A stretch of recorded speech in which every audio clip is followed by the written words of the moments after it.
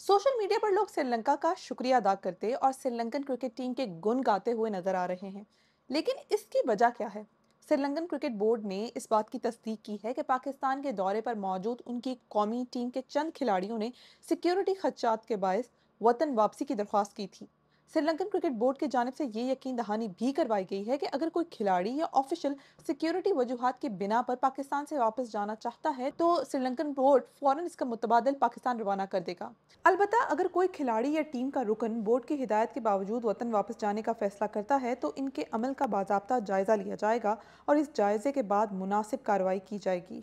मंगल के रोज पाकिस्तान के वफाकी दारुल हुकूमत इस्लामाबाद में डिस्ट्रिक्ट एंड सेशन कोर्ट्स के बाहर एक खुदकुश हमले के नतीजे में कम अज कम 12 अफराद हलाक जबकि 27 जख्मी हुए। और इस हमले के चंद ही घंटों बाद पाकिस्तान और श्रीलंका के दरमियान वनडे सीरीज का पहला मैच इस्लामाबाद के जुड़वा शहर रावलपिंडी में खेला गया। ख्याल रहे कि 2009 में उस वक्त पाकिस्तान के दौरे पर आई श्रीलंकन क्रिकेट टीम को दहशतगर्दी के हमले में निशाना बनाया गया था जिसमें इनके 6 खिलाड़ी जख्मी हुए थे, जिसके बाद इंटरनेशनल क्रिकेट तकरीबन एक दहाई तक पाकिस्तान में मुलतवी रही। अब सूरत हाल क्या है? श्रीलंका के साथ जारी वनडे सीरीज के बाकी 2 मैचों का शेड्यूल अब तब्दील कर दिया गया है और ये मैच अब 14 और 16 नवंबर को खेले जाएंगे। और इसके बाद 18 नवंबर से शुरू होने वाले ट्राई नेशन सीरीज के तमाम मैचेस रावलपिंडी में होंगे।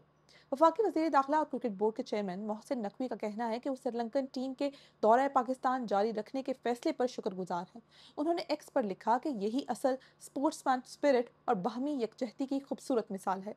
दूसरी जानब ट्राई नेशन सीरीज के लिए जिम्बाब्वे की टीम भी पाकिस्तान पहुंच चुकी है।